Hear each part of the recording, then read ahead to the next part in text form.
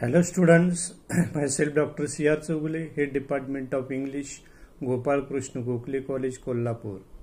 This lecture is for the students of BA First Optional English.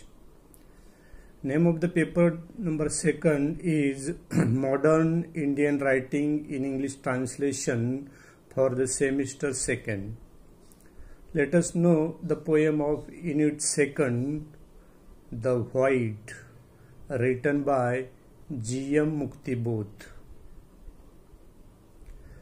Gajanan Madhav Muktibodh was born in Madhya Pradesh and is regarded as one of the most prominent Hindi poets, essayists, literary and political critics, and fiction writers of the 20th century.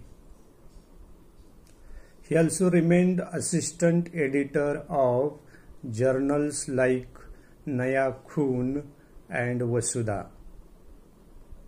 He is widely considered one of the pioneers of modern poetry in India. Experimentalism movement of Hindi literature, and it was also his work which also marked the culmination of this literary movement and its evolution into the Nayi Kahani and Nayi Kavita in 1950s. His presence is equally important in the rise of new criticism in Indian literature. Muktibodh started out as an important poet, being published in the first 3 volumes of Tar Saptak series of anthologies, which marked a transition in Hindi literature from the prevalent Chayavad movement. This led to the imitation of Prayogvad in Hindi poetry and developing along with Pragativad, eventually lead to the creation of the Nayi Kahani new story movement, that is modernism.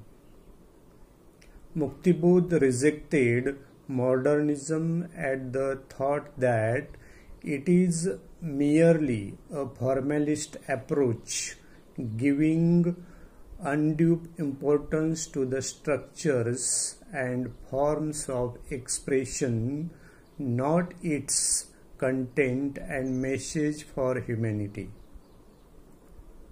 The poem The Void is a very reflective poem, regretting and even condemning the violence that is ever present in our inner being.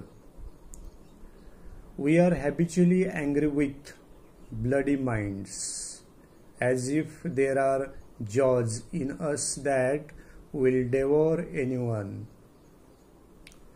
The void inside is like a black hole filled with blood. Art, poetry helps to bring this blood of hatred out. It is contagious, affecting the whole world. One day there will be a miracle. Death will give birth to brand new children.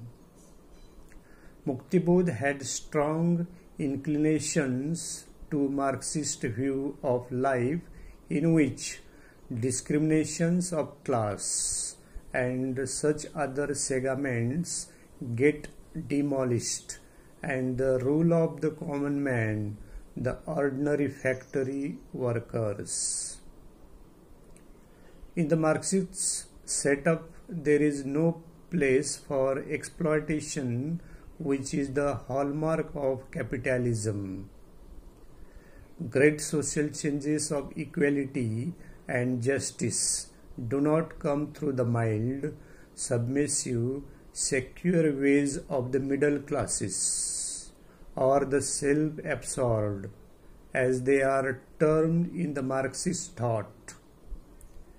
In the immediate post-independence years of India, when Gandhi and Nehru were still strong forces shaping the social, political, economical, cultural psyche of the nation, sensitive minds like that of Muktibodh found the spirit of change dying down because of the mild ways of the leaders.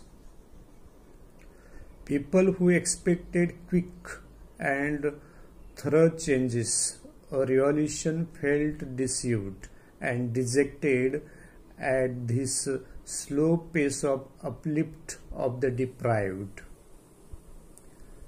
The void mentioned in the title of the poem is in the mind of the speaker. For the common individual, there is no real sense of security.